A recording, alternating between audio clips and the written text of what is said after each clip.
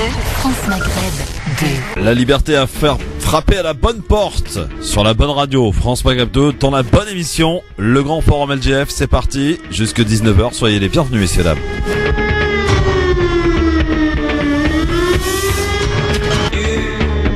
Christophe sur France Maghreb 2. Mercredi 14 juin 2017, 19e jour de ce mois sacré du Ramadan. Le grand forum en mode Ramadan, donc jusque 19h, horaire en tout cas du Ramadan, pour nous accompagner, et ça me fait plaisir de le revoir parce que ça faisait un petit moment quand même. Jamel Lamri, comment ça va monsieur Jamel Lamri? Bonjour à toi Christophe, bonjour salam à tous nos auditeurs et nos auditrices. Toujours chercheur, toujours, en islam contemporain. Toujours, à l'université de Strasbourg. À l'université de Strasbourg, mais aussi président de l'AFPI, qui est donc l'Académie française de la pensée islamique. Oui, et on prépare un grand colloque, le deuxième colloque des intellectuels musulmans francophones, le samedi 23 septembre à Paris, Inch'Allah. Donc vous êtes toutes les bienvenus à ce grand rendez-vous des intellectuels musulmans francophones. 23 septembre. Oui. Très bien. Jamel, dans ton avis tranché, tout à l'heure tu nous parleras d'une fatwa. Oui. À propos du bac, ça tombe bien, c'est demain le bac. Hein. Exactement. On en parlera, donc une fatwa qui a été émise par le Conseil théologique français, mais je crois aussi par le Conseil européen de la fatwa. Oui, exactement, par rapport à la possibilité de ne pas jeûner si toutefois on se sent pas capable de faire le Ramadan et de passer les examens du bac. Exactement. On sait que beaucoup de parents sont plus d'ailleurs stressés que les enfants parfois. Oui. Voilà, alors peut-être qu'un avis tranché intéressant à retrouver tout à l'heure sur France Maghreb 2. Malika Chiban sera notre invitée dans une vingtaine de minutes. Elle est candidate qualifiée au deuxième tour face à Jean-Christophe Lagarde dans la 5e circonscription de Seine-Saint-Denis. Pour la petite histoire, Malika Chiban était une ex-conseillère ou adjointe à la mairie de Drancy, donc qui travaillait aux côtés de Jean-Christophe Lagarde avant de se présenter contre lui. On demandera pourquoi en tout cas elle se trouve qualifiée pour représenter le mouvement En Marche tout à l'heure 17h30. Vos appels 01 40 33 9000. Le coup de cœur Jamel, il aura certainement à nous proposer tout à l'heure un petit coup de cœur. Un petit coup de cœur. Effectivement, par rapport à tous les lieux de prière qui se mobilisent pour offrir un repas à la fois aux jeunes étudiants, aux sans-papiers et à celles et ceux qui sont dans une précarité sociale. Et il est bon ton de rappeler aussi que les mosquées savent se mobiliser et apporter un vrai plus au sein de la société. Et puis bien entendu le j'aime ou j'aime pas tout à l'heure, et puis répondre à cette question du jour que je te soumets d'ailleurs aussi mon cher Jamel. Oui. La question suivante est la question est la suivante. Comment interprétez-vous le choix de Emmanuel Macron, du président Macron, d'avoir justement opté pour le Maroc en tant que première visite, un voyage officiel au Maghreb? Il était en effet parti en début d'après-midi à Rabat où il doit s'entretenir avec le roi Mohamed VI pour 2 jours. Comment tu l'interprètes ce choix d'avoir choisi le Maroc justement? Sans plus, le président Macron, lorsqu'il était le candidat Macron, s'est rendu en Algérie. Mais aussi et je pense qu'il en Tunisie, je crois, il a fait les trois. Mais le voyage durant sa campagne qui avait vraiment fait le plus de bruit, c'était en Algérie. Là, c'est effectivement son premier voyage en tant que président au Maroc. Et je crois qu'il y a également le ministre Le Drian qui sera en même temps en Algérie. Donc je pense que de là où nous sommes, que ce soit pas un élément supplémentaire pour raviver les querelles stériles entre Marocains et Algériens. Très bien. Bon, écoutez, vous n'hésitez pas en tout cas à répondre à cette question de votre interprétation sur la page Facebook France Maghreb 2 avant de retrouver dans un instant l'ami Amar qui chaque jour refait l'histoire de ce mois sacré du Ramadan. Nous sommes donc aujourd'hui le 19e. Que s'est-il passé un 19e Ramadan? Vous le saurez dans un instant avec l'ami Amar et juste après Maherzine. Medina, c'était Maherzine sur France Maghreb 2. Bienvenue à vous. J'espère que vous allez bien. Impeccable en ce mercredi. Aujourd'hui, notre ami Jamel Lamri est avec nous sur France Maghreb 2. Je vous annonce déjà plusieurs rendez-vous. D'abord que nous recevrons une candidate dans la 5e dans quelques instants pour cette élection législative. Malika Chiban qui sera avec nous dans un instant. Sami Deba qui sera lui avec nous demain en studio à 18h demain après-midi. Sami Deba, vous savez, il s'est qualifié face à François Pupponi donc dans cette circonscription du Val d'Oise. Et là, ça prend des proportions assez terribles parce que on s'aperçoit qu'il y a beaucoup de punchlines entre les deux sur les réseaux sociaux, et puis maintenant les politiques qui viennent soutenir quasiment tous Pupponi pour dénoncer le communautarisme que représenterait Sami Deba. Voilà, on voit bien en fait ce qui apparaît au travers de cette élection. Aussi, pareil du côté de Valls et de Farid Amrani que nous avons reçu hier. Valls est soutenu même par les élus communistes. C'est assez incroyable quand même. Farid Amrani qui est de la France Insoumise, les communistes soutiennent Valls. Allez chercher l'erreur. Bon, alors il y a quand même les communistes 91 qui ont fait un communiqué en disant que eux ne soutenaient absolument pas Valls, mais soutenaient Farid Amrani. On voit qu'il y a une déchirure. On voit que les communistes, ils essaient de se refaire une petite comment dirais-je, ils essaient de garder la mainmise, bien qu'ils aient perdu quasiment tout leur députation, donc ça devient compliqué pour eux, et donc ils essaient d'aller manger à la gamelle, comme on dit. Allez, on a notre ami Amar qui est avec nous. Bonsoir Amar. Bonsoir, salam alaikum. Jamel, je vous présente Amar si vous ne le connaissez pas. Je ne le connais pas. Alors, Salam. Amar nous fait un petit peu l'histoire de ce mois sacré du Ramadan. Nous sommes aujourd'hui le 19e jour de Ramadan. Que s'est-il passé en 19 Ramadan, mon cher ami Amar? En 19 Ramadan de l'an 40 du calendrier nigérien, c'est la mort de Abdallah ibn Abbas, rahimahullah. Donc, c'était un cousin du prophète. Et Abdallah ibn Abbas, lorsqu'il était encore enfant, il accompagnait souvent le prophète alayhi wa salam, notamment il faisait ses prières avec lui, et parfois il arrivait au prophète alayhi wa salam de le porter sur ses épaules en disant « Oh Allah, donne-lui la connaissance du Coran ». Abdallah ibn Abbas voyait venir chez lui parce que c'était un très très très grand érudit, dont il était versé dans les sciences religieuses, le droit, etc. Des gens qui venaient justement le consulter sur le fiqh, sur l'héritage, sur la langue arabe, l'étymologie, etc. Et même le calife Omar, rahimahullah, le consultait pour dire que quand même c'était pas une petite pointure. Hein.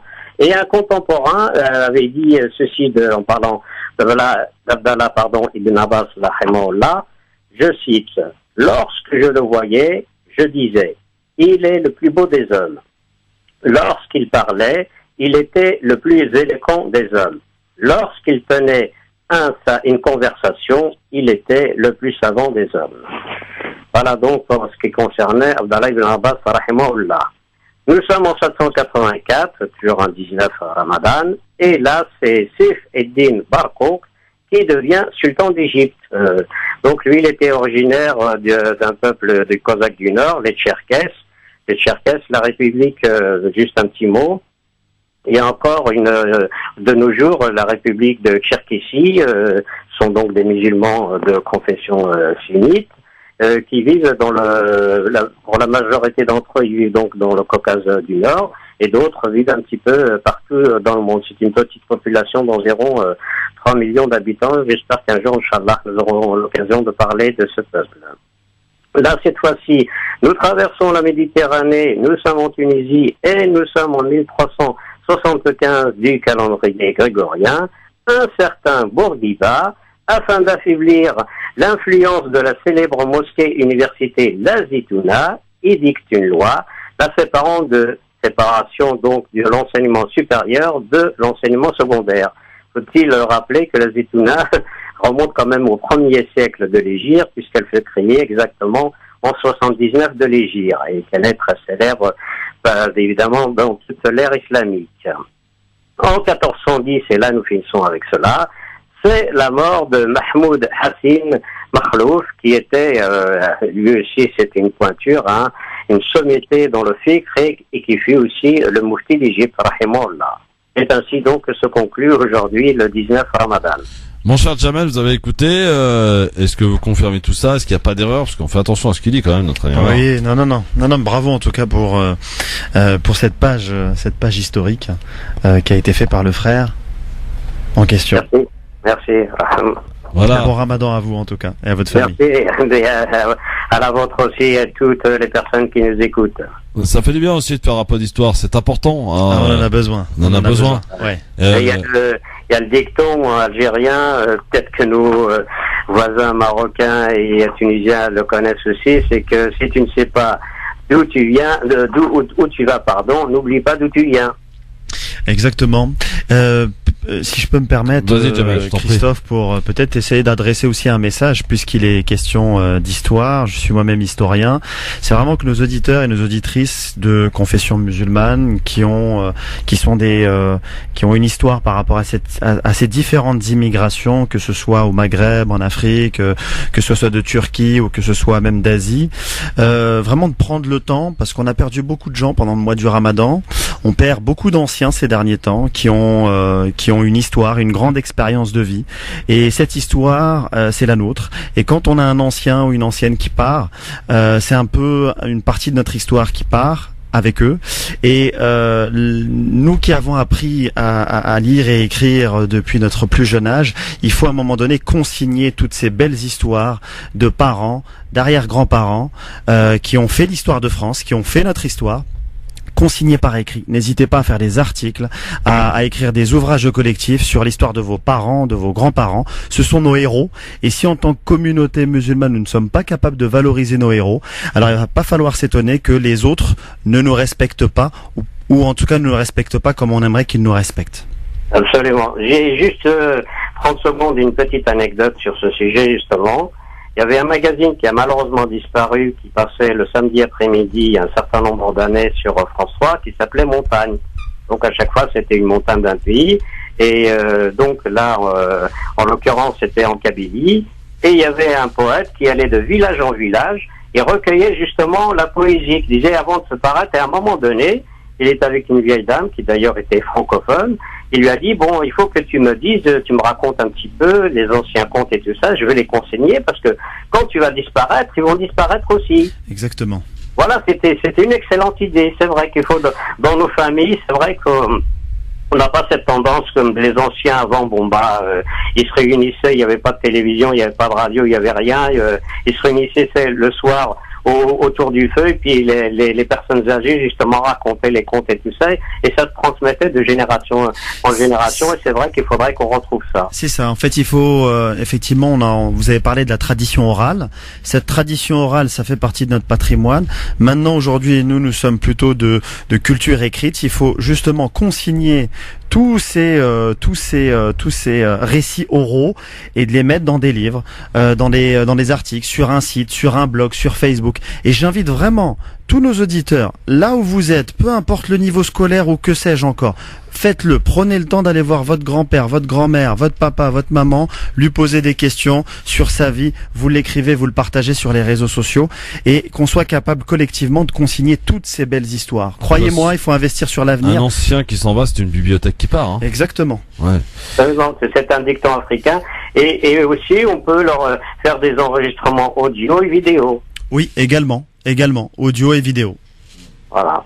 Pour pas que la mémoire se perde, justement, que ça se transmette. Bon, parce que peut-être que nos enfants plus tard, ils nous diront pourquoi tu m'as pas appris ceci, cela. Voilà. Merci beaucoup, Amar. En tout cas, demain, rendez-vous. Merci à vous, Amar. Inch'Allah. Salut à vous. 01 40 33 9000, évidemment, pour intervenir, répondre aussi à cette question. Comment interprétez-vous le fait que Macron ait choisi le Maroc comme premier voyage officiel en tant que président? Et on le rappelle aussi, Le Drian qui est parti à Alger, le ministre des Affaires étrangères, pour préparer une visite de Macron dans les toutes prochaines semaines, dit-on. Moi, qui nous appelle d'Orléans, bonsoir. Oui, salam Christophe, et salut à l'équipe, à tous mes frères de misère et de galère. Mais donc, je voulais simplement vous dire, je viens d'apprendre avec colère ce que tu viens d'annoncer, le soutien du PC au détriment de la France insoumise, parce que je suis un membre de la France insoumise et fier de l'être, et notre porte-parole Jean-Luc Mélenchon, et voilà, donc je n'ai rien d'autre à dire, simplement que je voudrais simplement, avec tous les guillemets qu'on peut mettre, et lancer un petit peu un point d'humour, on va dire, séquence d'humour.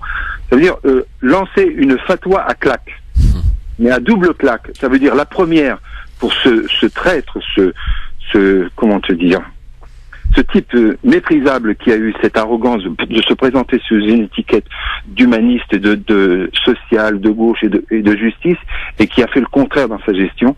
Et ça, je n'ai que de la colère contre ce type-là. Et puis, en plus, la deuxième claque, donc l'aller pour le Valls, et la deuxième pour le PC, pour cette trahison vis-à-vis de Farida. Et ça ne passe pas. Donc, je suis colère, mais colère raisonnée. Et que je dis à mes frères Pas tout le PC, continent hein. africain. Bon, précisons qu'il y a... De se mobiliser et de tous les jours de ne rien lâcher, Christophe. S'il te plaît, je sais que tu fais le boulot, et simplement qu'ils sortent de leur nom. Alors précisons que le PC 91, Voilà. PC 91, précisons, le Parti communiste du 91, a lui fait un communiqué allant dans l'autre sens du parti, j'allais dire des instances nationales. Oui. Donc voilà, c'est important de le signaler. Non, mais je le signale. Mais je te remercie de la précision, mais il a quand même une nuance, parce que quand même leur secrétaire général, dénommé le Pirlan, qui tient un double langage, et ça je l'ai en travers, tu sais, avec le front de gauche, donc on a quand même un parcours, et je comprends que ce divorce-là, il va falloir qu'il se fasse clairement, comme le PS a été ramassé sa gamelle, et puis le LR, et qu'il y a une nouvelle génération. Et purée, on a une opportunité qui nous a été volée par les calculs politiques et sournois de la finance, comme on dit, pour préserver un petit peu leurs privilèges. Et là, on est dans une séquence qui est belle. Et rien que pour cette femme, qui soit notre symbole, bougez-vous les Parisiens, bordel de merde. Bougez-vous. Si je pouvais mettre 10 bulletins de vote, simplement, je le ferais volontiers. Alors, Christophe, tous mes frères, je te remercie du fond du cœur, et continue le combat. Donc on ne lâche rien jusqu'à vendredi soir. Jamais. Merci beaucoup et bonne soirée. Et shukran et sahal ftour. Sahal ftour les confrères, à bientôt. Dans un instant, notre invité politique, Malika Sheban, qui est donc candidate dans la 5e circonscription de la Seine-Saint-Denis contre Jean-Christophe Lagarde pour le mouvement En Marche. On va faire connaissance avec elle dans un instant, et puis notre zapping, l'avis tranché de Jamel Lamri qui est avec nous aujourd'hui pour nous parler de cette fatwa qui est apparue je crois il y a quelques années maintenant, l'année dernière, par le Conseil théologique, donc, et aussi une fatwa qui existe, nous disait Bajrafil d'ailleurs depuis les années 50. Hein. C'est une fatwa qui existe depuis les années 50, nous disait Bajrafil. Pour les rechercher, ça date un peu, donc faisant référence à tous ceux qui critiquent lorsqu'on parle de fatwa autorisant les jeunes à ne pas jeûner pour passer les examens. Bajrafil disait hier, on nous a même sorti de l'islam. Alors juste pour indiquer à ceux qui ne voulaient nous sortir de l'islam que cette fatwa existe depuis 1959 ou un truc comme ça. À chercher. Quoi qu'il en soit, vous avez choisi d'en parler tout à l'heure, Jamel, tout à l'heure sur France Période 2 dans cette émission, le Grand Forum.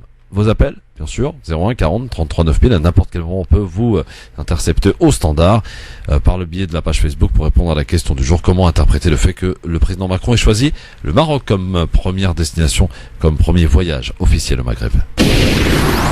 Le Grand Forum sur France Maghreb 2 avec notre ami Jamel Lamri qui est avec nous aujourd'hui parmi les chroniqueurs. Jamel Lamri, on le répète quand même, est pas n'importe qui, un chercheur en islam contemporain à l'université de Strasbourg, président de la FPI qui est donc l'Académie française de la pensée islamique, qui nous accompagne donc aujourd'hui sur France Maghreb 2 et qui va interroger avec moi Malika Sheban qui est donc candidate En Marche dans la 5e circonscription de la Seine-Saint-Denis face notamment à Jean-Christophe Lagarde. Bonsoir Malika. Allô ? Oui, bonsoir Malika, bienvenue en direct sur France Maghreb 2. Bonsoir. Alors, oui, bonsoir. Première question Malika, est-ce que vous pouvez vous présenter un petit peu aux auditeurs de France Maghreb 2 qui vous êtes? Je sais que vous avez été, avant de devenir opposante à Lagarde, vous avez été conseillère municipale à la mairie de Drancy, vous avez travaillé avec lui? Oui, non, j'ai été adjointe de Monsieur Lagarde quand il a pris la ville de Drancy, en fait. D'accord. Voilà. Alors, qu'est-ce qui a fait, peut-être, pour essayer de comprendre un petit peu le cheminement, la démarche, qu'est-ce qui a fait que vous soyez maintenant contre lui? Eh bien, écoutez, j'ai pu constater certaines choses qui me heurtaient un petit peu. Il avait décidé je suis laïque, et il avait décidé de construire une mosquée sur des fonds publics, ce que j'estime, moi, contraire à ma morale. Donc, je l'ai quitté, et puis plusieurs choses dont je comprenais pas très bien, parce que j'étais un peu débutante en tant qu'élue, et donc je ne voulais pas à la base rentrer comme ça dans une guerre, parce que je ne voyais pas forcément, je dirais, comment dire ça, la malhonnêteté ou réel. Donc j'ai préféré arrêter, passer dans l'opposition, parce que je voulais, après tout, c'est pas Monsieur Lagarde qui m'a fait élire, c'est le peuple drancéen qui m'a fait élire. Donc je suis restée dans l'opposition et j'ai décidé d'être très vigilante et d'apprendre consciencieusement à faire mon travail d'élu. Voilà. Alors, Malika Maïlan Chaban, pour essayer de mieux comprendre un peu votre démarche, vous représentez le mouvement En Marche. Oui, tout à fait. De la République En Marche, pour être très précis. D'ailleurs, première question à propos de ce mouvement, parce que les rumeurs circulent, vous allez peut-être nous la confirmer. Est-il vrai qu'il a été demandé à tous ceux qui se présentent aux législatives pour ce mouvement de signer un papier disant que vous seriez prêt à voter pour toutes les lois proposées par Emmanuel Macron, par le gouvernement? Non, absolument pas. Non. D'accord. Donc non, c'est un contrat de bonne conduite, qu'on restera honnête, enfin, ne pas nous impliquer dans des choses qui seraient, mais rien pas qui indique nos votes. Si quelque chose ne me convient pas, je peux tout à fait dire non, ça ne me convient pas, c'est contraire à ma morale. De toute façon, je ne l'ai pas accepté avec Monsieur Lagarde, ça ne serait pas pour l'accepter avec Monsieur Macron. Ouais. Je me suis retiré à cause de ça, parce que Monsieur Lagarde, c'était un vote uniforme et vraiment, il n'était pas question de... Même un vote secret, il était prêt à revoir nos écritures sur le bulletin de vote pour savoir si c'était nous qui avions voté contre la décision qu'il avait prise. Alors, c'est pas pour accepter de Monsieur Macron, maintenant, de voter exactement sous tutelle. C'est pas possible, non, ça c'est... D'accord, donc ça c'est une précision utile, parce que la rumeur était persistante et était intéressante. C'est un contrat moral, en fait, que de toute façon que vous devez avoir à l'esprit quand vous vous engagez auprès de quelqu'un. Ouais. Pas plus. Alors, justement, Malika Maïlan Chaban, est-ce qu'on peut savoir un petit peu quelle est votre position sur, par exemple, tiens, je prends un sujet, la reconnaissance du peuple palestinien, de la Palestine. Quelle est votre vision là-dessus? Eh bien, écoutez, moi, je suis pour la reconnaissance du peuple palestinien. Voilà. Ouais. C'est clair. C'est une chose pour laquelle, vous voyez, on me fera pas voter contre. C'est impossible. Sachant que le président que vous soutenez, lui, n'est pas franchement favorable à une reconnaissance d'un État palestinien. Oui, mais je sais que à partir du moment où vous entrez dans un gouvernement, où vous rentrez en politique, je comprends bien, oui. Je n'ai pas la naïveté de croire que je vais trouver un compagnon politique ou un président ou quelqu'un qui va, à moins que ce soit moi-même, qui va être d'accord à 100% sur tout. Ouais. Je choisis un homme politique ou un parti politique en fonction de ce que serait pour moi le plus proche de l'ensemble de mes idées.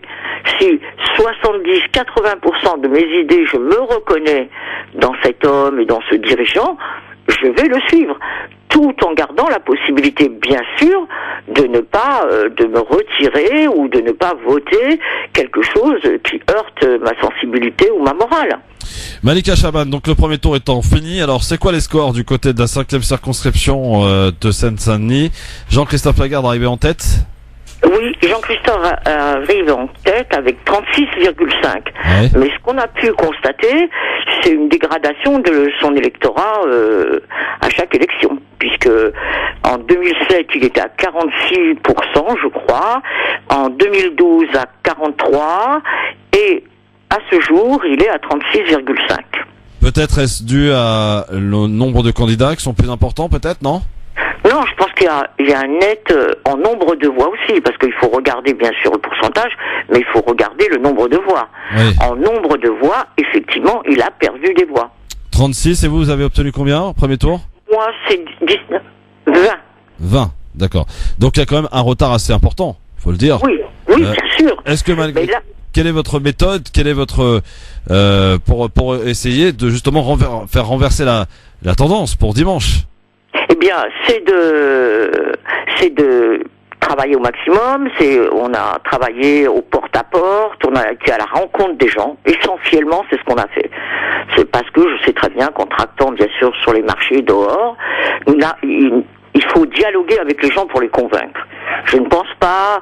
Vous savez, vous donnez un tract, il s'en va, il rentre chez lui, il le met de côté. Donc, pour moi, essentiellement, c'était ainsi que les équipes que nous avons formées, c'est de voir les gens, les convaincre que c'est essentiel d'être représentés à l'Assemblée nationale. Donc, nous avons fait ce travail de proximité. Ouais. De plus, je compte sur un bon report de la gauche, malgré que leurs leaders ont appelé. Je sais qu'à Drancy, les gens une bonne partie des gens iront quand même voter. Donc, je compte sur un bon report, bien sûr. Je sais aussi que les reports des voix pour M. Lagarde, à part le Front National, il n'a pas, il doit aussi compter sur l'abstention. Voilà, tous les deux, nous devons travailler sur l'abstention. Lui, avec le report, même en comptant le report du Front National, il ne dépasse pas 45. Donc, je sais que ça va être difficile, mais je pense qu'il y a une volonté de changement. Il y a une mesure du pouvoir, hein, pour lui. Il y a aussi le choc d'avoir mis son épouse à la mairie, d'une façon dictatoriale, que même ces élus, bien sûr qu'ils ne l'avoueront jamais publiquement, ils ne diront pas M. Lagarde, mais sont très choqués aussi. D'ailleurs, vous parlez d'un système Jean-Christophe Lagarde. Bah écoutez, c'est très simple, hein. Le système, c'est clientélisme, communautarisme à outrance, distribution aux associations, à tout va, et bien souvent avant une élection. Donc voilà, on a le vote du budget s'est fait là, les associations étaient subventionnées très largement, bien sûr. D'ailleurs, il y a un tract apparemment qui circule dans les boîtes à lettres d'anciens, Lagarde parodié. Le titre du tract, Le monde merveilleux de Monsieur Lagarde, où il est parodié en Pinocchio, Prince charmant, etc. Vous l'avez vu ce tract ? Oui, bien sûr, je l'ai vu comme tous les Drancéens. Hein. J'ai trouvé ça très drôle d'ailleurs. Mais bon, d'ailleurs, ils m'en accusent que c'est moi qui l'aurais fait. Effectivement, j'ai été assez surprise parce qu'il a été effectivement distribué en même temps que le mien. Ah, d'accord. Donc, vous confirmez que c'est pas vous ? Que c'était le mien, mais vous savez, j'ai un autre tract de lui et de moi qui ont été distribués en même temps. Bon, vous savez, les distributeurs, ils font plusieurs candidats ou plusieurs personnes en même temps. Il s'est trouvé que ça soit le même. Mais de toute façon, ce qui a été dit dans ce tract, les dessins au moins, je l'ai dit dans mon tract. Je l'ai dénoncé dans des tracts. Donc, j'ai pas besoin de faire un tract anonyme. Donc vous dites aujourd'hui publiquement que évidemment vous n'êtes pas l'auteur et à l'origine de ce tract donc qui a parodié Jean-Christophe Lagarde. Non, j'ai pas besoin de parodier. Je vous dis, j'ai écrit les mêmes choses. Si vous prenez mes tracts, signés et écrits de ma main, c'est exactement la même chose. C'est la même reproche. Sauf qu'il n'y a pas de dessins qui font rire. Bon, bah écoutez, si on peut rire dans une campagne électorale, c'est pas un drame. Malika Marlem Chaban. Que ça, Monsieur Lagarde, lui qui adore les bons mots à l'Assemblée nationale, je vois pas pourquoi subitement il se fâche pour des choses aussi anodines. Quelle est la première question, la première réforme que vous entendrez emmener à l'Assemblée nationale si toutefois vous êtes élu dimanche député ? Écoutez, moi j'aimerais qu'on augmente les plus petites pensions. Ça, je trouve qu'il est temps de le faire parce que vraiment il y a une régression de pouvoir de vie. Et vraiment, je crois que ça devient absolument nécessaire de ces petites retraites. Il faut les augmenter. Et la taxe d'habitation, effectivement, c'est un point essentiel pour moi. Parce que, paradoxalement, c'est dans les communes les plus pauvres, que les taxes d'habitation sont les plus élevées. Il suffit de faire un comparatif, il suffit de demander à quelqu'un qui habite le Valois, certains quartiers de Paris. Je suis toujours choqué qu'elle paye des fois jusqu'à 50% de moins qu'un appartement de même surface en banlieue. Oui, mais c'est dû par le nombre d'entreprises qui sont et qui habitent dans la ville. Les entreprises et puis les gens qui payent des impôts. Oui. Dans ma ville à peu près, il y a 40% de gens qui payent des impôts. Voilà, donc il est certain qu'il faut trouver l'argent ailleurs. Dernière question, donc, Malika. Si vous voulez, on est déjà dans des quartiers difficiles et en plus nous devons payer plus que les autres. C'est vraiment la double peine.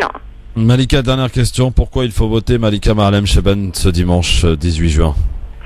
Parce que je serai présente à l'Assemblée nationale, ce qui n'était pas beaucoup ce dernier mandat pour M. Lagarde. Il n'a pas été très présent à l'Assemblée nationale. Et en plus, ça lui permettra de s'occuper de sa ville sans nous imposer sa femme à la mairie.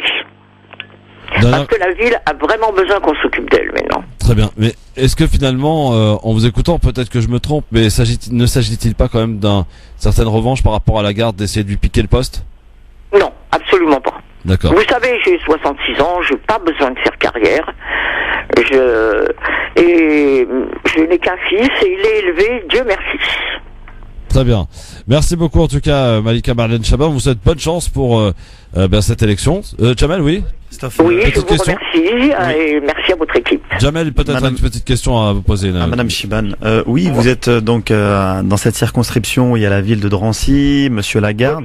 Le Bourget. Oui, vous avez parlé donc en tout début effectivement de financement public par rapport à une mosquée, que ça vous avait heurté. Très bien, on peut se retrouver là-dessus. Par contre, c'est une question que je pose et en même temps, je pense que beaucoup d'auditeurs s'y retrouveront. Il y a un personnage, un sacré personnage dans la ville de Drancy qui à un moment donné se fait passer pour un imam, parle au nom des musulmans. Vous avez parlé de système Lagarde. Là où vous êtes à un moment donné, quelle critique vous pourriez faire au lien entre Monsieur Lagarde et Monsieur Chalgoumi qui se prétend imam? Vous avez parlé de communautarisme. Or, on a des retours quand même de gens qui habitent à Drancy et qui vous disent au contraire que on est en nous mettant quelqu'un comme Chalgoumi, au contraire, c'est pas du tout les intérêts de la communauté musulmane qui sont mis en avant, et qu'au contraire, on a une espèce de un sentiment parfois que Drancy, c'est un peu un laboratoire de domestication des musulmans de France. Non, je vois pas les choses comme ça. C'est simplement moi une question du point de vue du financement de la mosquée. Il n'y a pas de raison de construire une mosquée avec le budget de la ville. Alors moi la question c'est sur Monsieur Chalgoumi. C'est sur Monsieur en Chalgoumi. Règle générale, je ne connais pas à titre personnel Monsieur Chalgoumi. J'ai dû le croiser dans ma ville. Je connais toutes les rumeurs, toutes les choses qui se disent sur lui. Je suis pas sourd, je suis dans une ville. Mais comme je le connais pas à titre personnel, je n'en connais que la rumeur, donc je m'exprimerai pas là-dessus. Mais c'est vrai qu'au niveau des mosquées, je serais assez pour que ça soit d'ailleurs des imams formés en France et en langue française. Langue que maîtrise pas notre imam apparemment à Drancy, puisque je ne vais pas à la mosquée, je suis désolée, je suis musulmane, mais je ne suis pas pratiquante.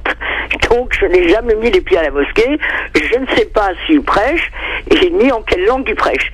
Mais je l'ai vu à la télévision comme tous les citoyens, il n'a aucune maîtrise de la langue française. Oui, ça c'est le cas. Bien d'accord là-dessus. C'est le moins qu'on puisse dire, oui. Voilà.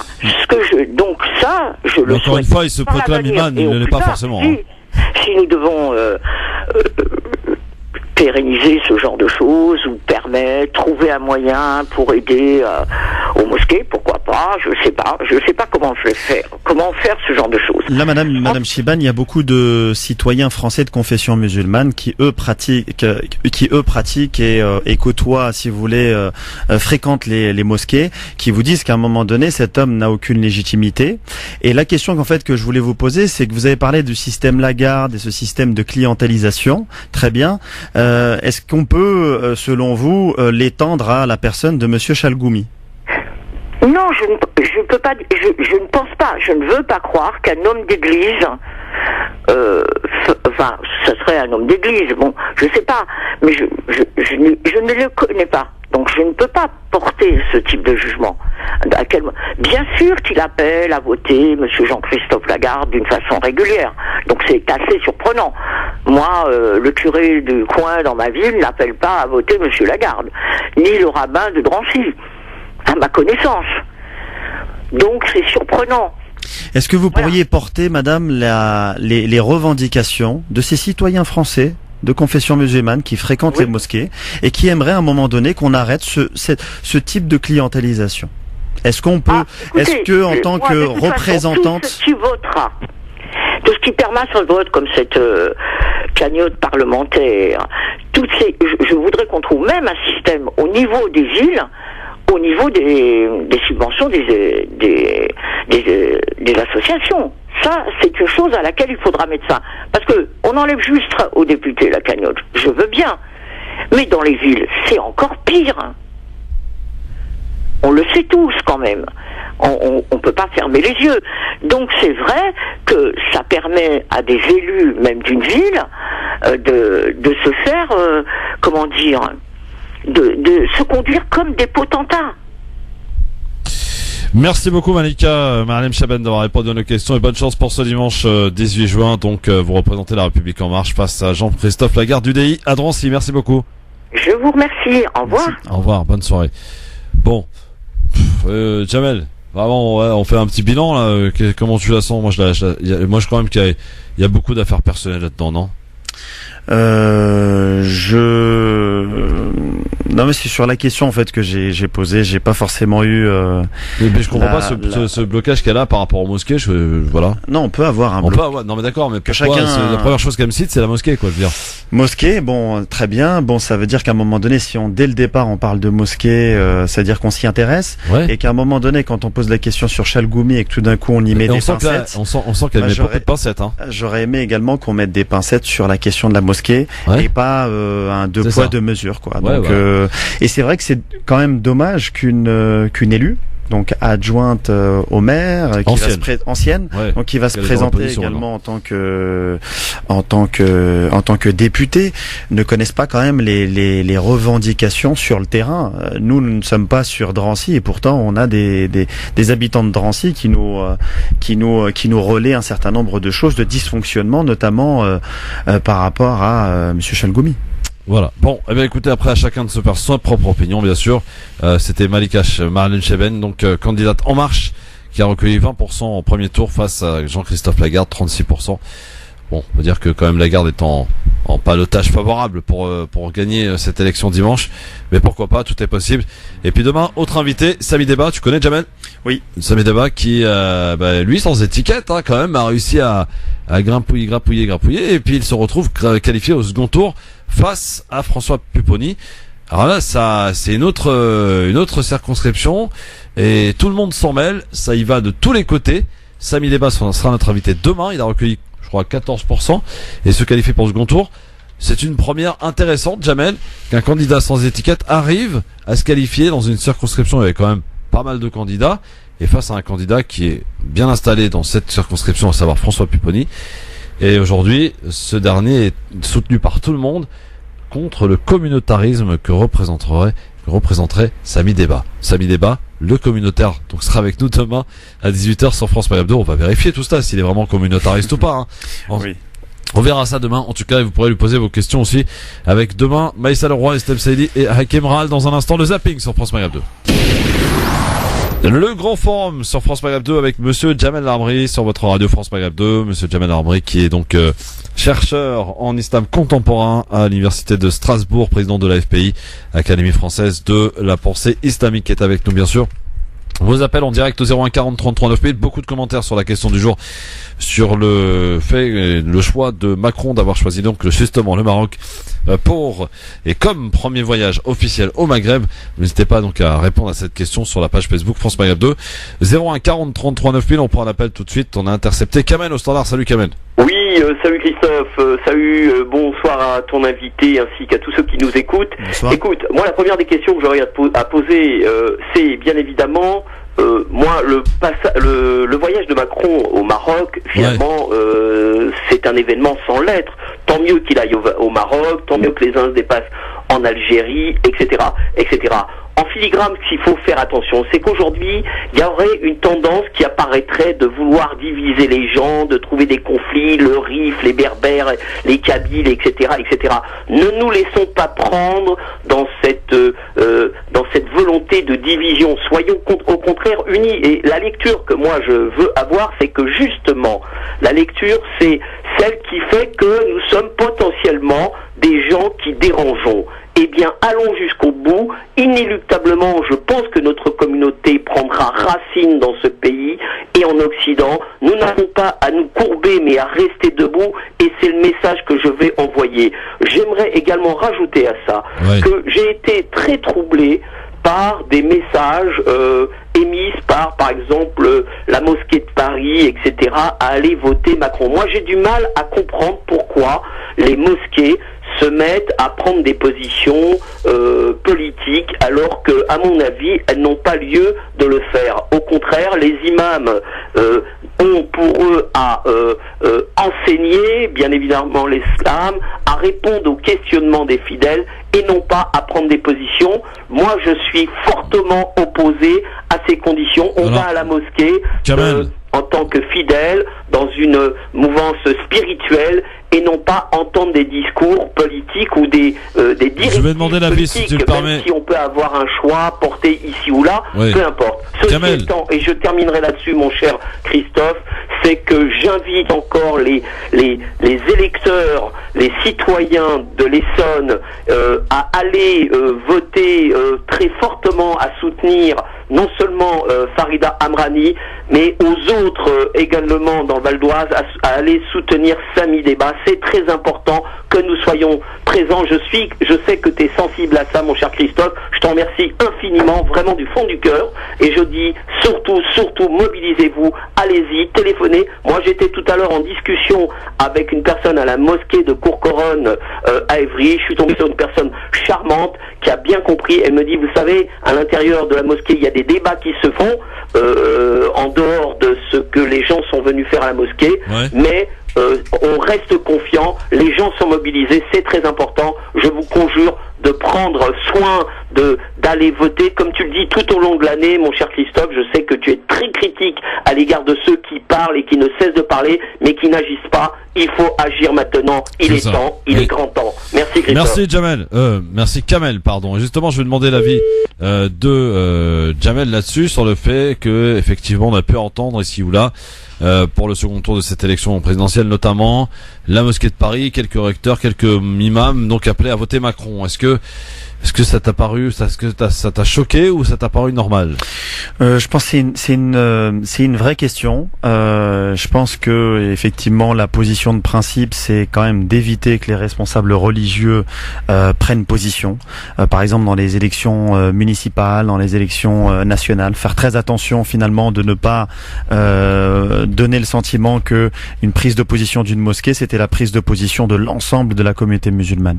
Maintenant, une fois qu'on a pris ce principe de précaution, voilà, il y a quand même un second tour où il y avait Marine Le Pen au second tour avec un score très élevé. Toutes les religions, tous les religieux des grandes religions ont pris position, hormis les évêques, l'Église catholique. Mais sinon, si on regarde les rabbins, si on regarde également les pasteurs, l'Église protestante, ils ont pris des positions. Même des assemblées plus philosophiques, philanthropiques, je sais pas comment on pourrait appeler ça, des francs-maçons l'ont fait également. Donc finalement, les imams qui ont fait ça, ou la mosquée de Paris, elle est dans le ton, si vous voulez. Celle qui n'a pas pris position, et d'ailleurs faudrait même lui poser des questions. Pourquoi l'Église n'a pas pris position clairement contre Marine Le Pen? Voilà. Moi, je pense qu'il faut à un moment donné, il y a des moments comme ça. On peut pas avoir une position de principe et être inflexible en disant c'est comme ça et il y a rien. Oui, il faut à un moment donné s'éloigner du politique parce qu'il faudrait pas mettre en porte-à-faux toute une communauté religieuse, mais il y a parfois des moments où vous avez des candidats, et pas uniquement du Front National, mais qui peuvent cliver. Un Manuel Valls, qui se dit de gauche, est une candidature clivante. Il a toujours clivé dans toutes ses politiques les Français. Un Laurent Wauquiez, c'est la même chose à droite. De la même manière que le Front National, historiquement. Dès lors qu'il y a un candidat qui clive, il faut qu'à un moment donné, les religieux, à partir de valeurs, prennent des positions en appelant au rassemblement, à l'unité, à la cohésion nationale. Très bien, on va passer à ton avis tranché si tu veux bien avant de passer au zapping. On va parler du pacte, ça tombe bien, c'est demain messieurs dames. Eh oui, je sais que le stress commence à monter. 5, 4,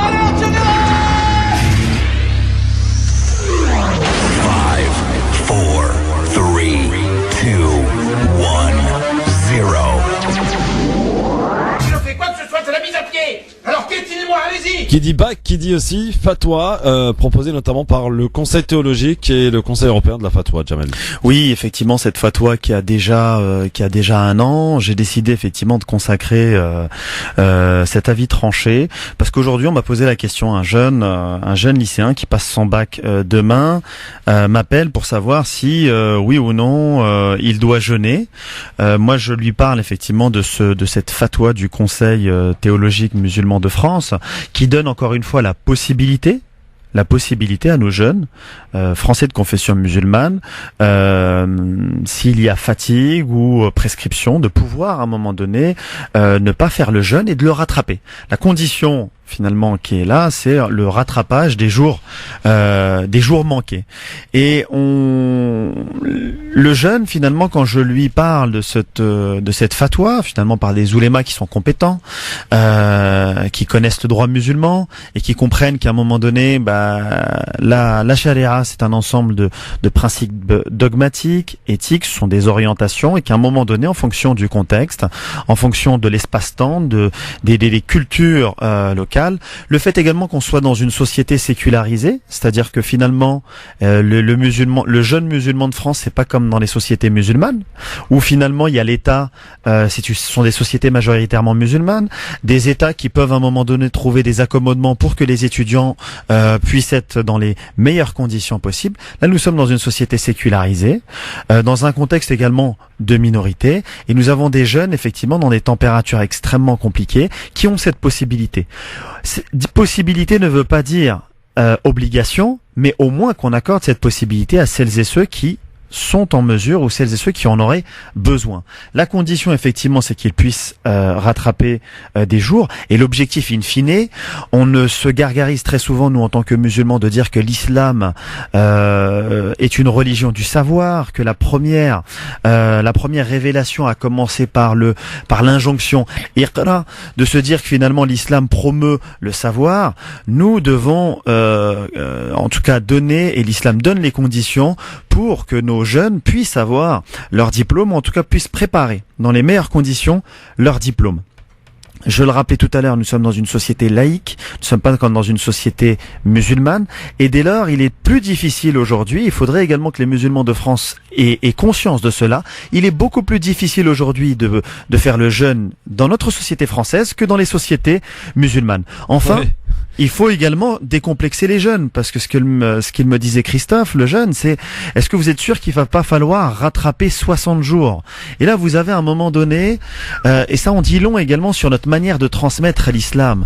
On transmet l'islam par la peur, par le choc émotionnel. Là où l'islam, c'est pas la peur. L'islam, c'est deux choses. La foi, c'est deux choses. C'est la crainte, mais aussi l'espoir. C'est effectivement de se dire qu'il va y avoir à un moment donné qu'on nous aura à rendre des comptes, mais également de rappeler la miséricorde, que l'islam c'est une religion de l'amour, de l'empathie, et qu'il faut décomplexer nos jeunes qui à un moment donné se disent oui, si je ne fais pas ça, il va falloir que je rattrape 60 jours, si je ne fais pas ça, je vais aller en enfer. Vous vous rendez compte comment psychiquement on éduque notre jeunesse finalement à avoir un rapport de peur vis-à-vis de la religion, là où il faut insister sur le message d'amour et de miséricorde. Et la religion, c'est une éducation. Et oui, le jeûne est un pilier important de l'islam. Oui, et 1000 fois oui. Mais l'éducation au pilier de l'islam, l'éducation à la spiritualité, c'est quelque chose également d'important.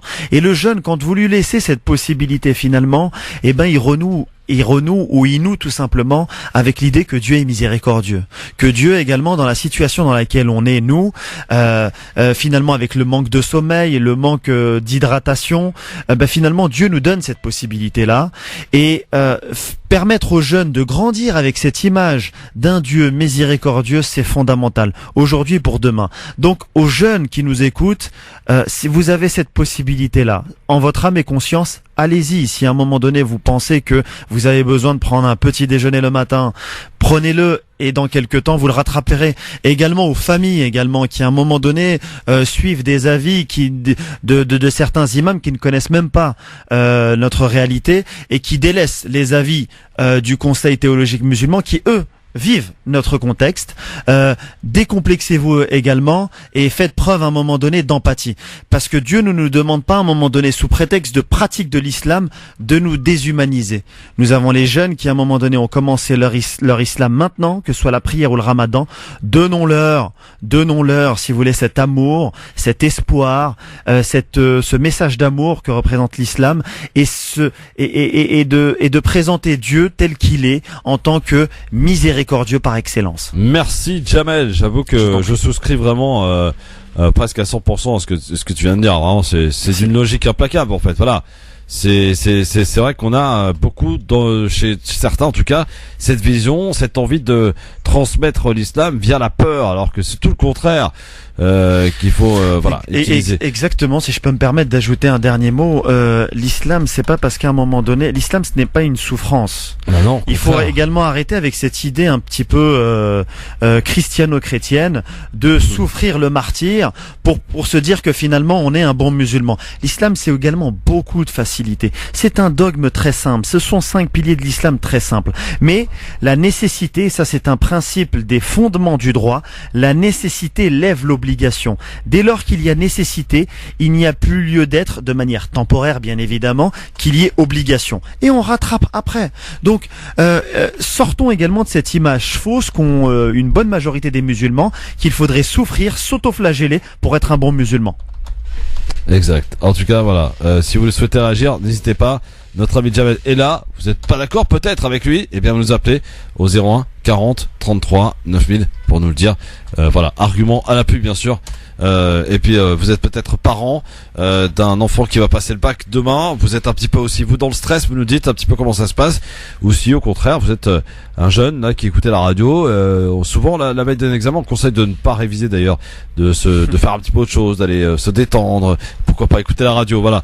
Eh bien de nous dire un petit peu dans quel état vous êtes, si toutefois vous êtes un futur bachelier demain, donc avec l'épreuve que tout le monde connaît, redoute en même temps, l'épreuve de philo demain. Ça te rappelle des souvenirs, Jamel, les philo, hein? Ah oui, la fameuse épreuve de 4 heures, 4 heures. Introductive à l'épreuve du bac. C'est ça. Le stress commence déjà la veille. Ouais, exactement. Mais c'est vrai qu'il est conseillé de pas réviser la veille. Tu l'avais fait ça ou pas?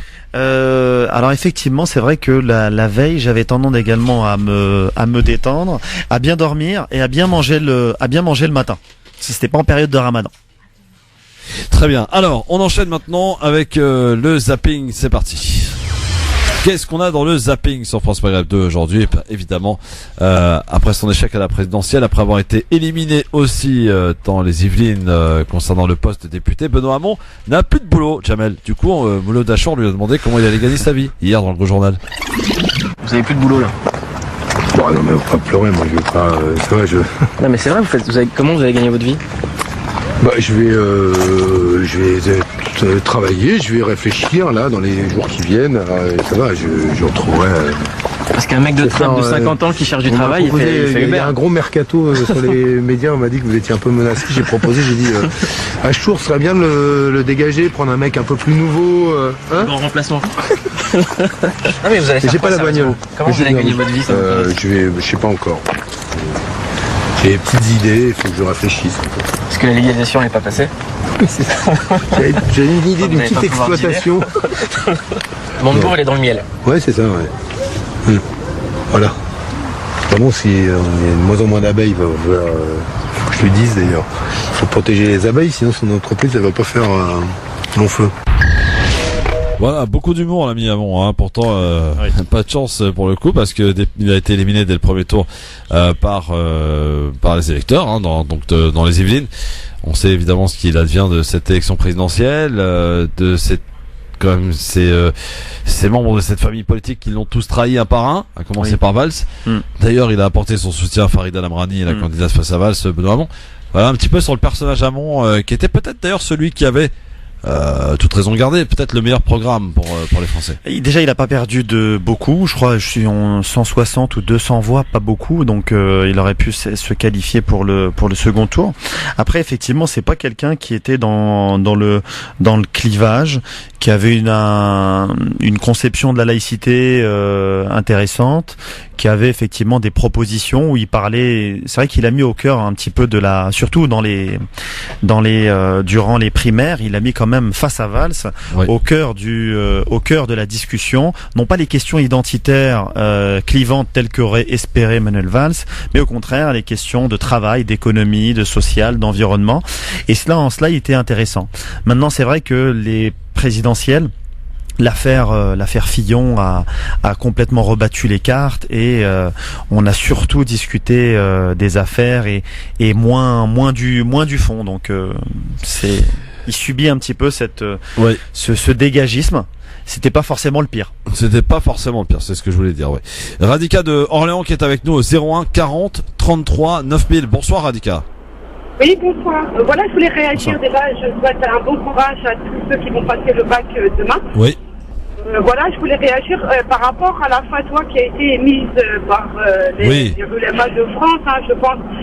Voilà, je suis pas trop d'accord. Après, c'est mon point de vue personnel, parce que je pense que ça se passe sur une matinée. L'état de fatigue, ils l'ont engendré. On est déjà à la moitié du Ramadan. Donc, je pense pas que ce soit quand même assez justifié comme fatwa pour les jeunes. S'il y a bien une miséricorde à chercher, c'est auprès d'Allah Azza wa Jalla. Et c'était tout pour moi. Parce que sinon, ça va laisser la porte ouverte à ceux qui feront plus ou moins les hypocrites dans leur jeûne et leur permettre de pas jeûner auprès de leur famille pour un bac. On ne sait pas s'ils vont l'avoir au final, oui et non. Donc, oui, alors votre avis, on l'entend bien, moi, Radika, mais je me dis, moi, à titre personnel, il y a quand même quelques mots que vous avez utilisés qui m'ont un peu interpellé quand même. Mais je laisse Jamel vous répondre. Bonjour Radika. Vous avez parlé effectivement, vous avez formulé votre avis, notamment par rapport à cette miséricorde divine. Je pense que cette miséricorde divine, il faut également qu'on soit capable, nous en tant que musulmans, et également dès lors que cet avis est porté par des hommes de religion, d'être capable de faire preuve nous-mêmes entre nous de miséricorde. Encore une fois, c'est une possibilité. Si les personnes en leur âme et conscience veulent le faire, qu'ils le fassent, mais qu'on laisse la possibilité à celles et ceux qui pourraient avoir de la timidité et qui pourraient être gênés par rapport à cette question, de pouvoir ne pas le faire et de le rattraper. Après, quand vous parlez d'hypocrisie, l'hypocrisie, elle existe déjà et elle a toujours existé. Beaucoup de gens aujourd'hui dans la communauté musulmane, tous les musulmans ne font pas le jeûne. Pourtant, on se retrouve tous autour de l'iftar pour partager le jeûne. Ah oui. Et la question de l'hypocrisie, ça peut être dangereux, si vous voulez, si on rentre dans ce débat-là, parce que si on commence à un moment donné à faire des procès d'intention sur une hypocrisie réelle ou supposée, là on se substitue à Dieu. Dieu, c'est lui qui jugera le contenu des cœurs, et l'hypocrisie, elle existait. Allons même, faisons un peu d'histoire. Du temps du prophète sallallahu alayhi wa sallam, l'hypocrisie existait. Pourtant, Dieu a dit au prophète sallallahu alayhi wa sallam qui étaient les hypocrites. Et pourtant, on leur a jamais fait de procès. Ça veut dire que l'hypocrisie, finalement, elle est là. Mais elle aura à rendre des comptes demain. Et aujourd'hui, dans ce bas monde, nous laissons toujours la porte ouverte pour que chaque hypocrite puisse faire quelque part amende honorable et puisse à un moment donné être dans le repentir. Mais nous ne sommes ni les greffiers de Dieu et nous n'avons pas à prendre sa place à lui. Il y aura un jour du jugement. Et ce jour du jugement, Dieu, à un moment donné, et nous le dit clairement, jugera le contenu des cœurs. Là, nous, ce que l'on juge, enfin, si on peut se permettre de juger, c'est l'aspect extérieur. Et l'aspect extérieur, quand on voit qu'il y a des jeunes qui ont besoin de manger pour avoir un maximum de réussite à l'examen, donnons-leur la possibilité. Encore une fois, cette fatwa, c'est pour la possibilité. Donc, voilà, Radika. En fait, l'hypocrisie, c'était pas par rapport à nous se substituer, c'est que du moment où on touche à des jeunes, où on a entre 18 et 20 ans, ils ont toutes leurs capacités physiques, normalement. C'est que moi, je parle d'hypocrisie dans la mesure où il y a des dérives qui peuvent s'approprier à d'autres corps de métier, comme un maçon, un couvreur, parce qu'il fait chaud, etc., qu'on va émettre des fatwas pour un peu tout et n'importe quoi. C'est là où je voulais intervenir. Parce que là, les jeunes, on décide, mais les jeunes ont toutes leurs capacités intellectuelles et physiques, et leur santé à l'heure actuelle. C'est pour ça que j'intervenais sur les étudiants, parce qu'ils sont quand même dans un cadre quand même... Ouais, je comprends. Vous dites finalement, ça peut aboutir et déboucher... Ça peut être une porte. Ouais, une porte ouverte à toutes les fatwas possibles, imaginables. Ouais, d'accord. Voilà, c'est ça que je voulais intervenir, c'était pas pour mon propos. On a bien compris, Radika. Mais après, c'est pas qu'il y a une sortie de fatwa qui sort un peu pour tout et n'importe quoi. Tout en sachant qu'il y a une fatwa européenne pour la riba. Aujourd'hui, c'est un grand conflit qui se passe en Europe, où beaucoup de musulmans veulent acheter sous la barrière du crédit qu'on leur a plus ou moins légalisé. Mais alors d'aujourd'hui, il n'y a aucun ulama des pays étrangers, ce qui est liquide, Hanéfi, etc., qui nous justifie je peux répondre? Oui, bien sûr, Jamel. Alors, Radika, justement, là-dessus, Jamel va vous répondre. Radika, pour répondre à cette crainte tout à fait légitime que vous avez, le Conseil théologique musulman préconise 3 choses.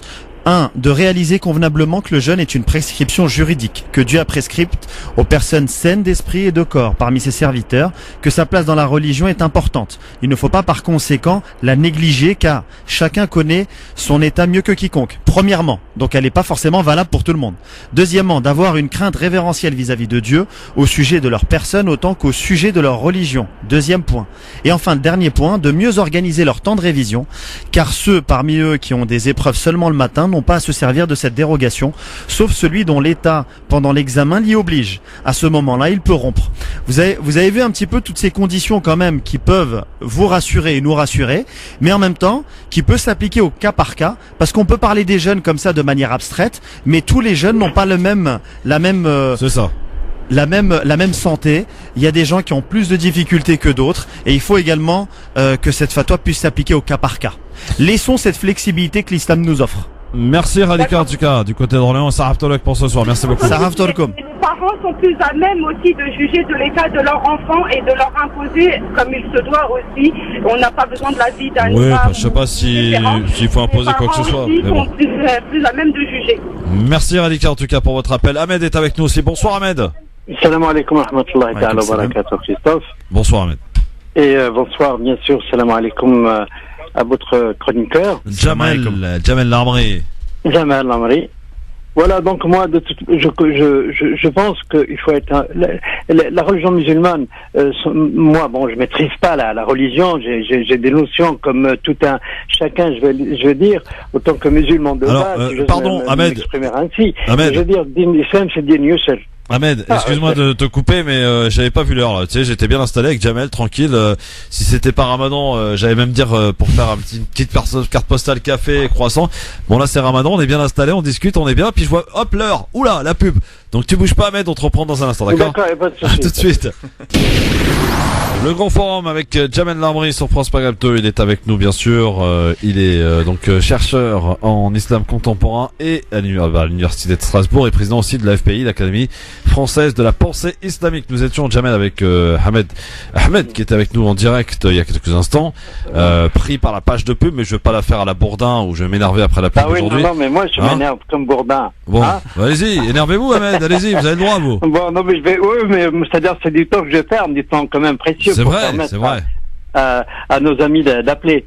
Je rejoins tout à fait, je veux dire, votre invité Christophe, parce que bon, nos enfants nous regardent, nous, parents, et nous devons par tous les moyens leur dire que l'islam c'est une religion facile.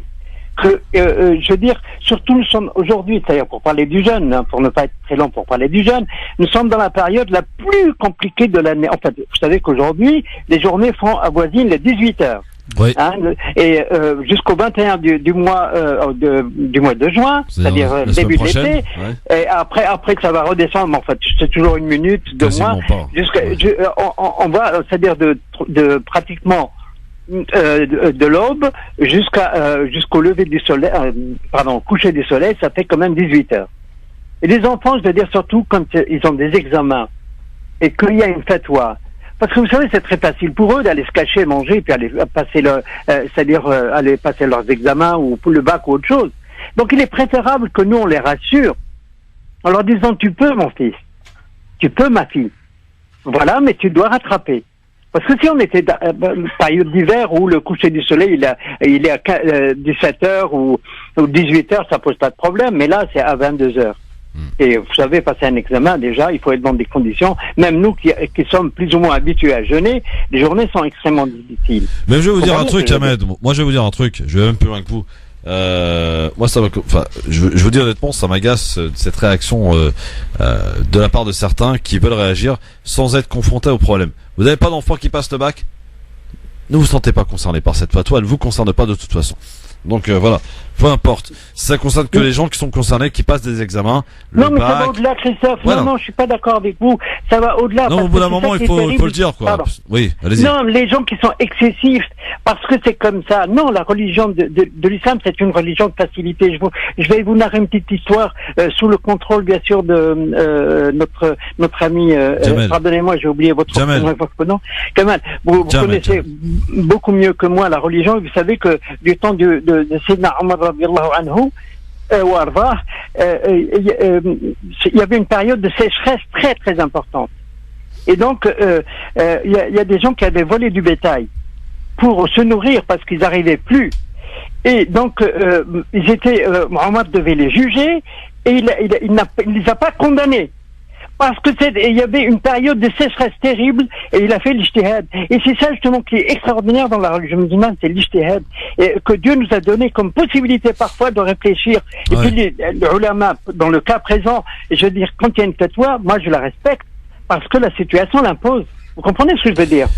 Très bien, merci. Oui, c'est un exemple pertinent. Parmi tant d'autres pertinents qu'on pourrait poser sur la table pour dire et renouveler, redire jusqu'à n'en plus finir que l'islam est une religion de la facilité. En tout cas, une chose, effectivement, pour rebondir sur ce que vient de dire Christophe, toutes les fatwas ne touchent pas tous les musulmans. Et il y a des gens, effectivement, qui n'ont pas d'enfants, il y a des gens qui ont un certain âge, des gens qui n'ont peut-être pas forcément, qui se rendent pas forcément en empathie avec les jeunes. Vous pouvez avoir un avis, certes, mais l'islam et si les oulémas laissent des possibilités pour ces jeunes-là, ça ne change rien vis-à-vis de vous. Vous avez exprimé votre opinion, mais de grâce, ne complexez pas celles et ceux qui pourraient bénéficier de cette possibilité. Juste, Christophe, si vous permettez, au sujet de la question que vous avez posée, n'oublions pas que le président de la République... Allô? Oui, qu'est-ce qu'il a fait, le président de la République? Non, c'est-à-dire il est parti en visite officielle, oui, au Maroc, mais c'est pas une visite d'État. Vous savez que lorsqu'il a été élu, le soir de son élection, le roi du Maroc était là et il a invité uniquement, vous savez, le programme de déplacement, de son déplacement, il est au minimal. Une audience, pardonnez-moi, j'ai la bouche sèche, donc j'articule mal, une audience en tête-à-tête avec le roi, une conférence de presse et dans la soirée une rupture de jeûne, c'est tout. C'est pas une visite officielle d'État. Là, les choses sont un peu plus sérieuses. Donc, c'est une visite d'amitié personnelle, privée, etc. Voilà. Bon, merci Ahmed pour nous avoir donné votre avis en tout cas là-dessus. Avant le j'aime ou j'aime pas, Swad qui est avec nous, qui nous appelle de Reims. Bonsoir Swad. Bonsoir Christophe, bonsoir à tous. Bonsoir. Alors moi, je voulais réagir par rapport jeûner, pas jeûner pendant les examens. C'est pas la question en fait, mais bon, allez-y Swad, vas-y. Ah d'accord, excusez-moi. Non, mais c'est pas par rapport au fait qu'on demande votre avis sur le fait de jeûner et pas jeûner. On vous a simplement donné l'indication qu'une fatwa avait été proposée sur le fait et donnant la possibilité, attention, possibilité de ne pas faire le ramadan ce jour-là, le jour d'examen, mais à condition de rattraper, bien sûr. Bien sûr, non, mais c'est sûr. Moi, je vais vous donner mon essence privée, personnelle, pardon. Moi, j'ai mon fils qui a passé son bac il y a quelques temps en arrière. Oui. Il a préféré faire le ramadan que l'inverse. Ouais. Ça ne l'a pas empêché d'avoir son bac avec mention. Alhamdoulilah. Et cette année, j'ai ma fille, alhamdoulilah, qui passe aussi son bac. J'espère aussi qu'elle va bien se passer. Ouais. Et pareil, je lui ai dit, écoute ma chérie, si ça va pas, il y a une fatwa qui t'autorise maintenant à... Et elle me dit, mais maman, mais ça va pas, non. Le mois du ramadan, c'est un mois dans l'année, quoi. Et on va pas louper un mois de ramadan, quoi. Même si on le rattrape... Elle me dit, maman, c'est comme si on a fait une nuit blanche et on veut dormir la journée. Elle me dit, est-ce que quand tu essaies de récupérer ta nuit, est-ce que tu récupères pareil? Je dis, non, forcément, le sommeil de nuit n'est pas remplacé par la journée. Ouais. Elle me dit, maman, c'est pareil. Elle me dit, non, je ne me sens pas fatiguée, je suis capable de jeûner et préparer mon baccalauréat. Donc je pense que c'est une question personnelle et que chacun doit faire comme il entend et en aucun cas, le fait de jeûner nous rend plus faibles ou plus forts, quoi. Je pense que c'est selon chacun et il faut faire confiance à nos enfants. Hein. Votre fille passe le bac demain? Ouais, elle commence demain la fille, la pauvre, ouais. Bon. Et dans quel état vous êtes? Est-ce que c'est la maman ou la fille qui est la plus stressée dans l'histoire? Franchement, je l'étais plus sur mon fils. Là, maintenant, j'ai déjà une expérience, donc je suis un petit peu plus zen, quoi. Voilà, c'est... Bon. Si c'est pas cette année, ce sera l'année prochaine, et puis un an, c'est pas grave. Non, je suis sereine, et puis... Du moment qu'elle est bien et qu'elle est au clair avec ce qu'elle a décidé de faire, je lui impose rien du tout. Mais des fois, nos enfants nous étonnent. Hein. Ouais, moi, la remarque qu'elle m'a donnée, sincèrement, je l'ai regardée juste pas mal.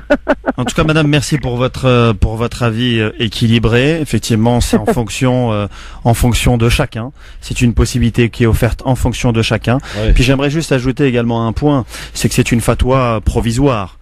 l'année dernière, cette année, et peut-être même déjà l'année prochaine, cette fatwa, elle sera déjà caduque, dans le sens où il y aura déjà la fête de l'Aïd que nos jeunes n'auront pas passé le bac. Donc de grâce, ne laissons cette possibilité temporaire, provisoire, qui est offerte à chacun. Et si nos enfants se sentent en forme, capables de le faire, et que ça n'a pas d'incidence sur l'obtention du bac ou d'une mention, ils ont également la possibilité, et la fatwa ne remet pas en cause cette possibilité de le faire. Exactement. On est bien d'accord. Merci Souad, en tout cas.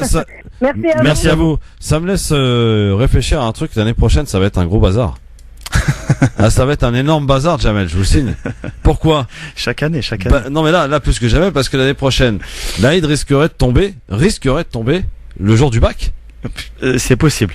C'est pas ça que j'ai dit. Alors là, on va rigoler. Bon, on n'en est pas là évidemment. Pour l'instant, on va se concentrer. Cette année déjà nous demande. Il y a suffisamment à commenter. Voilà. On passe tout de suite au j'aime ou j'aime pas. C'est parti sur France Maghreb. Ah non mais là ça va être pas mal quand même. Oui. Qu'est-ce que je veux dire, j'aime ou j'aime pas? Tiens, Tunisie, enfin le FMI autorise le déblocage de 314,4 millions de dollars pour venir en aide à la Tunisie. On aime, on n'aime pas? J'aime pas. Ouais. Parce que historiquement, je parle également dans le Maghreb et notamment au Maroc. Dès que le FMI prête de l'argent, en général, on ouvre les marchés de manière sauvage, et c'est toute une économie locale qui tombe. Donc l'argent, oui, mais quelles sont les conditions qui ont fait qu'on a donné de l'argent aux Tunisiens? Il faudrait pas qu'à un moment donné, ça se retourne vis-à-vis du paysan tunisien, par exemple. Le chiffre de la honte à présent que relaient quelques ONG, plus de 80 000 enfants exploités au Maroc. J'aime pas. Je déteste même. Effectivement, il y a un problème. Il faut le dire. Il faut pas nier. Il y a un vrai problème, et je pense qu'il y a déjà aussi des associations, les pouvoirs publics qui font des choses. C'est pas suffisant. Il faut les aider. Il faut faire davantage. Et il faut également, puisqu'on est en France également, il y a eu des histoires également d'un certain type de tourisme vis-à-vis de ces jeunes-là, de la part aussi de gens très placés qui occupaient des postes parfois même ministériels. Et il faut qu'on condamne de la manière la plus forte toutes celles et ceux qui pensent que en France, le Maroc, c'est un endroit où on peut aller et se faire plaisir. Tiens, une belle histoire, c'est un jeune réfugié syrien qui n'avait jamais connu la mer et qui est devenu surfeur. Ah, j'aime.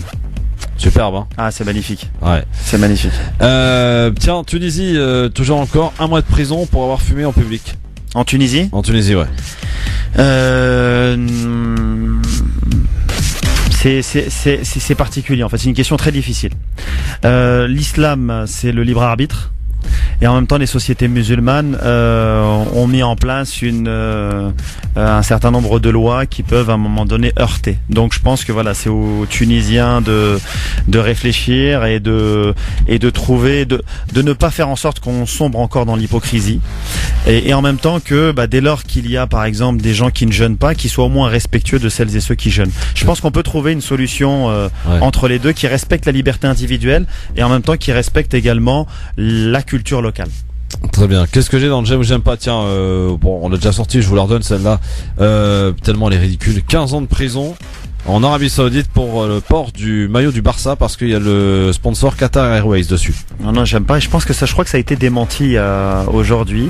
Enfin, j'espère que ça a été démenti, parce qu'effectivement là on frise le ridicule. Déjà s'attaquer effectivement au Qatar de cette manière en période de Ramadan, en faisant des pressions sur les pays africains par rapport au visa pour la période du Hajj, mettre la pression en période de Ramadan et par rapport au pèlerinage qui arrive, je trouve ça scandaleux, mais ça me surprend de moins en moins. Oui, de la part des Saoudiens. Le Parti communiste, bon, on l'a dit tout à l'heure, et Pierre Laurent qui appelle à voter Valls. Il y a eu un communiqué du Parti communiste estonien. Voilà, par rapport justement aux 3 personnes qui ont soutenu Manuel Valls, mais on aurait aimé qu'il y ait tout simplement une exclusion. Ça aurait montré de manière, en tout cas sans aucune ambiguïté, que le Parti communiste n'a rien à voir avec la politique de Manuel Valls. La France insoumise qui appelle de son côté à voter contre Pupponi dans les Yvelines, sans nommer Sami Débat. Oui, bon bah voilà, c'est un débat entre deux gauches. Une gauche soi-disant anti-communautariste, ceci, cela, une gauche plus ouverte. Et cette gauche qui est plus ouverte, en tout cas plus fidèle à mon sens à la laïcité, on la soupçonne et on la de communautarisme. Donc Sami Deba, un ancien président du CCIF, beaucoup critiqué dans ces milieux de gauche. En studio à 18h. Ouais, voilà, donc beaucoup critiqué par cette gauche-là justement intransigeante, voire dogmatique. Forcément, moi je les vois plutôt cohérents avec eux-mêmes, même si on aurait aimé qu'ils soient à la fois cohérents et courageux. T'as une dernière petite chose dans le j'aime ou j'aime pas. Au Maroc, c'est RSF qui est vent debout contre la suspension de France 24 en arabe au Maroc, pour le tournage en fait d'une émission en arabe au Maroc. Alors le ministre a démenti et a indiqué que ça avait été empêché parce que il n'y avait pas eu d'autorisation demandée au préalable. C'est tout. Voilà. Sans avis particulier. Très bien. Alors on y va, c'était tout. On déchire la feuille. Voilà, c'était le j'aime ou j'aime pas pour ce mercredi. Merci beaucoup Jamel. Alors on va passer à maintenant le coup de cœur de notre ami Jamel Larmery. Que le coup de cœur donc qui est consacré donc à toutes ces mosquées, et il y en a beaucoup qui en période de Ramadan justement dressent des repas de solidarité. Oui. France Maghreb 2, le coup de cœur. Oui Jamel. Oui, Christophe, moi j'ai un coup de cœur. Très souvent, on le rappelait tout à l'heure avec cet avis tranché sur le jeûne, on a l'impression que l'islam, voilà, il faut l'autoflagellation pour être un bon musulman. On est très critique les uns vis-à-vis des autres. C'est toujours noir. On regarde toujours le verre à moitié plein. Moi, j'ai envie surtout dans mon coup de cœur d'aujourd'hui insister sur une bonne action, la mosquée. Et la mosquée en soi, la mosquée notamment d'Argenteuil, Al-Ihsan, qui chaque soir distribue 300 repas avec des bénévoles qui font un travail remarquable, des femmes, des hommes, des jeunes, des moins jeunes, qui distribuent 300 repas à des musulmans et pas que, également à nos concitoyens également. Et cela en ça, voilà, je voulais valoriser le rôle de la mosquée, et je pense que quand une mosquée assume sa vocation sociale et est capable d'aider chaque individu, tous les Français, quelle que soit leur religion, d'aider également les sans-papiers, les Syriens, toutes celles et ceux qui à un moment donné sont seuls, sont des étudiants étrangers qui viennent. Dès lors qu'une mosquée joue ce rôle et assume sa vocation sociale, moi je dis 1000 fois oui et je tire mon chapeau. Là j'ai cité la mosquée d'Argenteuil, mais il y en a bien d'autres. À Paris, en Île-de-France et également en province, qui font un travail remarquable.